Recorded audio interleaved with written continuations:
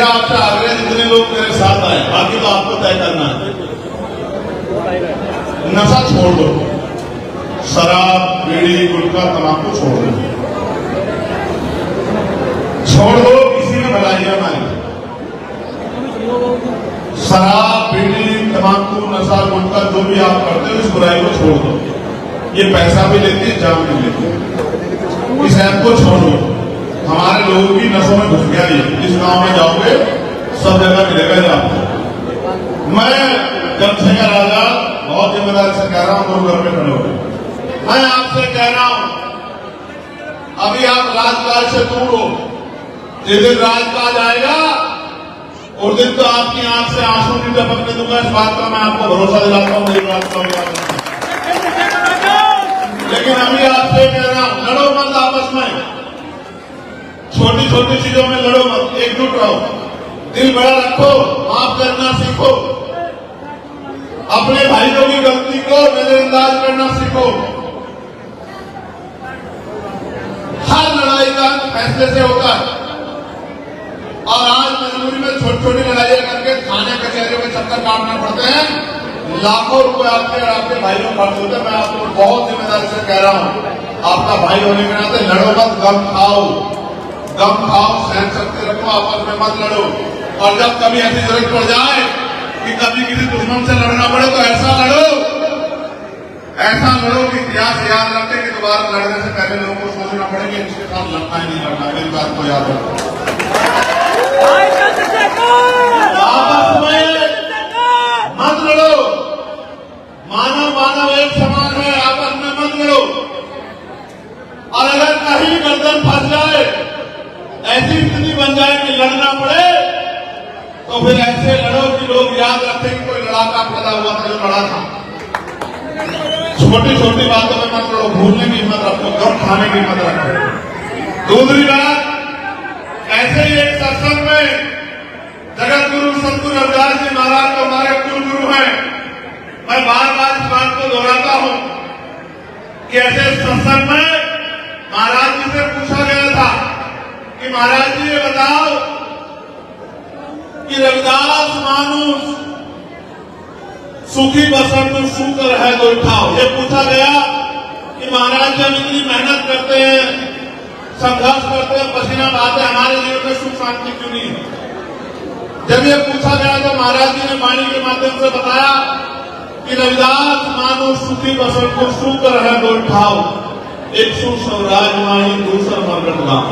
इसका अर्थ ये है भाइयों, मेरे प्यारे भाइयों बहनों, मेरी माओ, इसका अर्थ यह है मेरे बुजुर्गों कि सुख शांति का जीवन जीने के दो ही रास्ते हैं। कितने रास्ते हैं? उंगली से बताओ कितने रास्ते हैं? सबके सब ऐसे उंगली करके बताओ कितने रास्ते हैं? ठीक है, कितनी उंगलियां हैं? रास्ते कितने हैं? एक सु स्वराज माही दूसरा मरगट गाँव। पहला रास्ता है सुख शांति कैसे मिलेगी? जीते जी चाहिए स्वराज माही अपने राज में मिलेगी। कब मिलेगी? कब मिलेगी? कब मिलेगी? कब मिलेगी? जब आपके पास राजकाज होगा तब मिलेगी सुख शांति, वरना कब मिलेगी? मरगट गांव, शमशान घाट, कब्रिस्तान में मरने के बाद। अब अगर मरने के बाद वाली चाहिए तो कोई दिक्कत नहीं, और अगर जीते जी चाहिए तो राजकाज लाना पड़ेगा। राजकाज के अलावा कोई रास्ता नहीं है, वरना फैलाते रहो हाथ और झूठन में जिंदा रहो। ये लोकतंत्र है। बाबा साहब अम्बेडकर ने रानी का पेट चीर के आपकी उंगली में इतनी ताकत दी है, जिसे चाहे कुर्सी में बिठा दो, जिसे चाहे धरती में पटक दो, सारी ताकत आपके हाथ में, किसी दूसरे के दरवाजे जाने की जरूरत आपको नहीं। तो महाराज जी ने कहा एक स्वराज माई दूसर मरगट गाँव।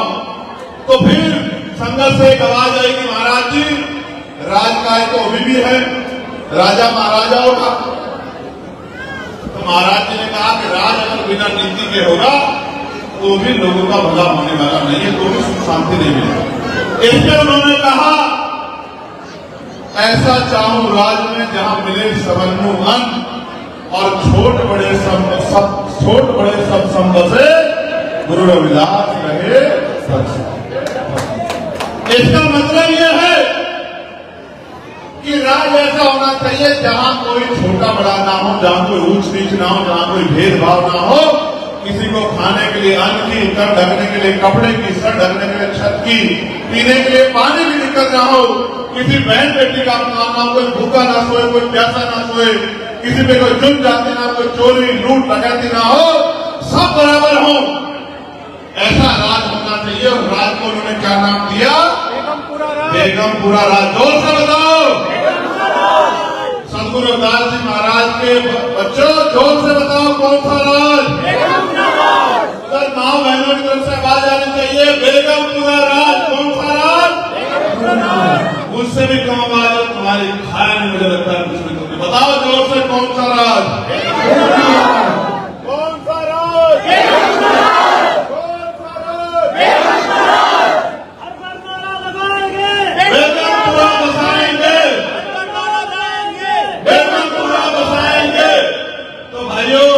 बेगमपुरा राज। और आप भी सुन लो मेरे प्यारे जिम्मेदार साथियों, बेगमपुरा का मतलब होता है बिना गम का राज। बेगम, जहां किसी की जिंदगी में कोई गम ना हो, ऐसा राज होना चाहिए जहां कोई छोटा बड़ा ना हो, ऊंचा नीचा ना हो, जहां कोई भेदभाव ना हो, सब लोग बराबर हों। इस्लाम में भी यही बात कही गई है आपके यहां कि कोई छोटा बड़ा नहीं होगा, सब लोग बराबर। तो बेगमपुरा राज, अब ये बताओ बेगमपुरा राज लाएगा कौन? कौन लाएगा बेगमपुरा राज? जो बेगमपुरा राज के विचार के समर्थन करते हैं, मानने वाले लोग, वही तो लाएगा ना। भाई मुझे प्यार कौन करेगा? जो मुझे चाहता है वही करेगा ना, वरना गोली मारने वाले लोग भी है या नहीं है, जेल भेजने वाले लोग भी हैं, हथियार तोड़ने वाले लोग भी है। तो मेरे लिए कौन खड़ा होगा बताओ? वही खड़ा होगा जो मुझसे प्यार करता है, वही खड़ा होगा नहीं होगा? हाथ मार वाला तो कौन खड़ा होगा? अगर नीचे का इसका मतलब समझो, इसका मतलब समझो। बेगमपुरा तब आएगा जब बेगमपुरा लाने वाले लोग खड़े हो जाएंगे, तैयार हो जाएंगे कि हमें बेगमपुरा लाना, तब आएगा बेगमपुरा। ठीक है? और ये सपना किसका है मनोज भाई? ये मेरा आपका सपना नहीं है, ये हमारे कुलगुरु जगत गुरु सदगुरु रविदास जी महाराज का सपना है। तो 600 साल पहले उन्होंने बनारस में खड़े होकर देखा, और 600 साल से वो इंतजार कर रहे हैं कि मेरी आने वाली नस्लें कभी तो मेरे सपने को पूरा करेंगी। और मैं ये कहता हूं, जो बेटा अपने बाप के सपनों को पूरा नहीं करता, उस बेटे का सम्मान कभी नहीं होता। मेरी बात को याद रखो। तो हमारे तो कुलगुरु में जगत गुरु सदगुरु रविदास जी महाराज, हम तो जो कुछ है वो उनकी वजह से है, उनके आशीर्वाद से है, उनकी तपस्या से है, और उनके नाम से हमारी पहचान है। इसलिए मैं कह रहा हूं कि हमें सबको मिलकर बेगमपुरा राज लाना। तो प्यारे भाइयों, ये बेगमपुरा लाने के लिए भी हमें संघर्ष करना, राजकाज लाना। अब मैं एक आखिरी बात आपको कहता हूं, इसी बेगमपुरा की बात को बाबा साहब अम्बेडकर ने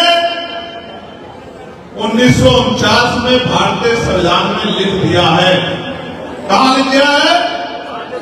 भारतीय संविधान में लिख दिया एक आर्टिकल में कि कोई छोटा नहीं होगा, कोई बड़ा नहीं होगा, कोई ऊंचा नहीं होगा, कोई नीचा नहीं होगा, सबको अपने धर्म के मानने की आजादी होगी। कोई किसी पर अत्याचार नहीं करेगा, अत्याचार करेगा तो उसके खिलाफ कार्रवाई होगी। कोई परेशान नहीं होगा, कोई किसी को सताएगा नहीं। मगर अभी जो सरकार है वो संविधान को मानने वाली सरकार नहीं।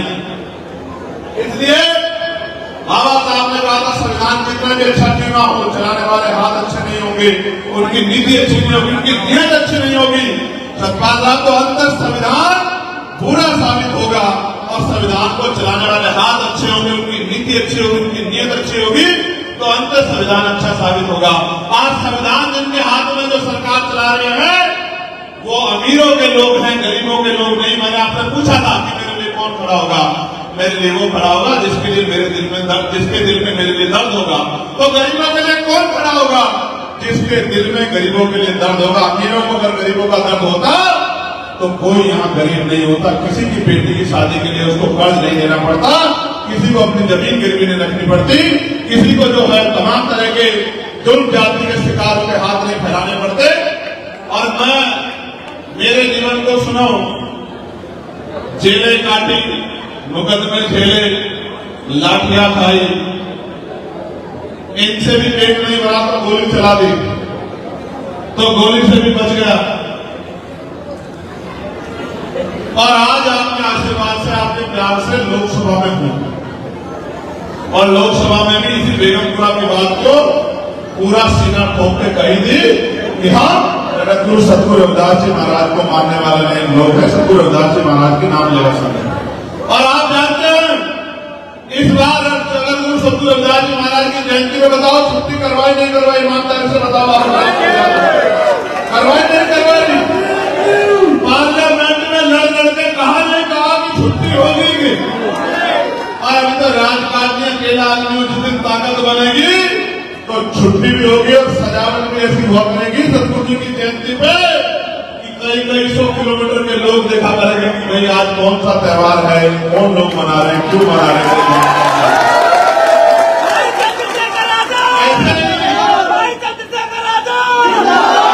महाराज जी महाराज जी की जयंती में ऐसे ही बाबा साहब अम्बेडकर की जयंती पर आप लोग अपने दर पे खड़े होंगे, ऐसे ही ईद पे अगर आपको भी जो है उस सम्मान का एहसास नहीं कराया तो मेरा नाम चंद्रशेखर आजाद जी याद रखना। और अभी की कहानी सुनो, ये खड़ी हमारी बहन है सामने, ये नोट देखो, देख रहे हो कितने का नोट है? मेरी मेहनत का नहीं, कहां से आया? एक मां बैठी है, मां, ये देखो 500 का नोट, और वो साखंड भी है, और नाम उसने बताया तो मेरे दिमाग से निकल रहा, क्या नाम था उनका? संकलेश देवी।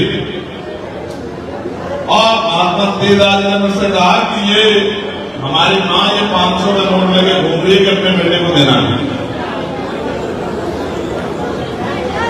देखो भाई, मैं थोड़ा सा भावुक आदमी हूं, उसको 500 रुपए कमाने में कितना समय लगा होगा आपको आइडिया है? कितना समय लगा होगा? 2 दिन, कम से कम 2 दिन। और कितना पसीना बहा होगा उसने? वो खेत में मजदूरी और इस तरह काम करके उसने 500 नोट कमाए।